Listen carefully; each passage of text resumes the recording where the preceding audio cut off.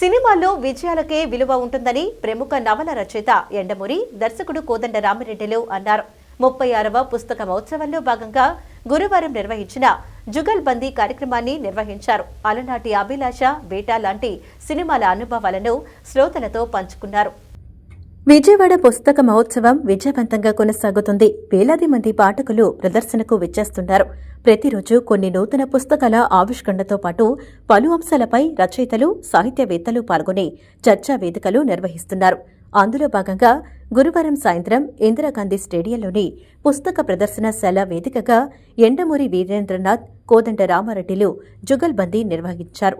ఈ కార్యక్రమానికి ఎంఎస్కో విజయకుమార్ అధ్యక్షత వహించారు.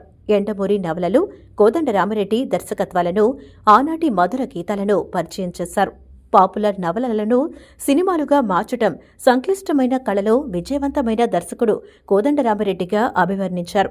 ఎండమూరి, కోదండ రామిరెడ్డి కలిసి తీసిన అభిలాష తదితర సినిమాల అనుభవాలను శ్రోతలతో పంచుకున్నారు.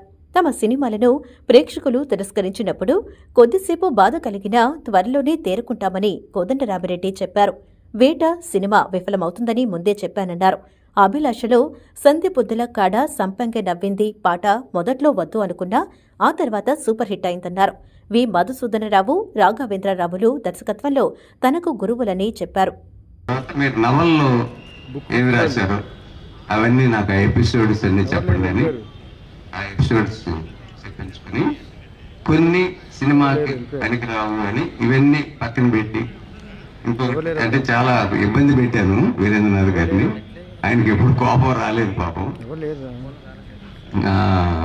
ఇవన్నీ పక్కన పెట్టి మిగతా వాటిని ఒక కథ రూపంలో చెప్పండి అట్లాగే చెప్పేవారు. మళ్ళీ కొన్ని పక్కన పెట్టి అంటే మేము బాక్స్లో సినిమా తీయాలి, బుక్ చదివితే ఉంటుంది ఒక 3-4 అవర్స్ పైన ఉంటుంది. అది మేము మళ్ళీ దాంట్లో సాంగ్స్ అని, ఫైట్లు అని, అదని కామెడీ గిమిడీ పెట్టాలి కదా.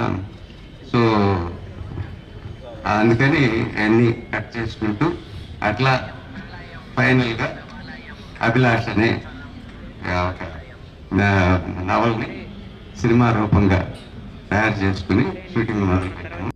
ఎండమూరి మాట్లాడుతూ నవలను సినిమా దర్శకుల చేతిలో పెట్టడం అమ్మాయిలను పెళ్లి చేసి కాపురానికి పంపడం లాంటిదన్నారు. నవలను సినిమాగా మార్చడంలో తాను జోక్యం చేసుకోనన్నారు. కథ రచయితలకు వదిలి స్క్రీన్ ప్లేలో దర్శకుడు జోక్యం చేసుకోవటం మంచి పద్ధతన్నారు. కథ, స్క్రీన్ ప్లే, సంభాషణలు వేరువేరుగా ఉంటే మంచి ఫలితాలు వచ్చే అవకాశం ఉంటుందన్నారు. హీరోలు కథలు విని డేట్లు ఇవ్వడం అప్పట్లో లేదన్నారు. ముందు డేట్లు లభించాక ఆ తర్వాత దానికి కథ అల్లేవాళ్లమని, దొంగ మొగుడు కథను అల్లిన విధానాన్ని ఉదాహరణగా చెప్పారు. దర్శకత్వం వద్దనుకున్నాక కొన్ని వ్యక్తిగత కారణాల వల్ల మరొక సినిమాకు కూడా దర్శకత్వం చేయాల్సి వచ్చిందన్నారు. సినిమా రంగంలో కేవలం విజయాలకే విలువ ఉంటుందని, స్టువర్టుపురం పోలీస్ స్టేషన్ సినిమా విఫలమైన తర్వాత తాను ఎదుర్కొన్న అవమానాలను ఉదహరించారు. ఈరోజు నేను కొంచెం వ్యక్తిత్వ వికాస నిపుణుడిగా తయారంటే దానికి పట్టాభిరామే కారణం. అతని వేదిక మీద ఈరోజు నేను మాట్లాడటం నా అదృష్టంగా భావిస్తున్నాను. కప్పటి పట్టు జనం, ఎందుకంటే నిరాసక్తత జీవితం పట్ల. వ్యక్తిత్వ వికాస పుస్తకాలు నేను రాయటానికి ఆద్యుడు విజయ్ కుమార్. అప్పుడు రేపు నరసింహారావు అని చెప్పి ఒక ఆయన వ్యక్తిత్వ వికాసానికి పుస్తకాలు రాయటంలో ఆద్యుడు. ఆయన విజయానికి 5 మెట్లు అని చెప్పి పబ్లిష్ చేశాం. దాదాపు 2 లక్షల కాపీలు అమృతమైంది.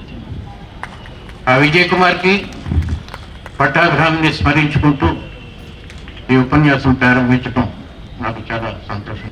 ఆ ఎక్స్ప్రెషన్ ఆఫ్ అప్రిసియేషన్ అనేది మనుషులో తగ్గిపోతాను. ఇప్పుడు మీ చప్పట్లు చూస్తుంటేనే తెలుస్తుంది. 40 ఏళ్ళకే చప్పట్లు కొట్టడం మానేశారు మగవాళ్ళు. మరి జీవితాన్ని ఏం సాధిస్తున్నారో, ఏం ఆనందిస్తున్నారో ఓపిక లేక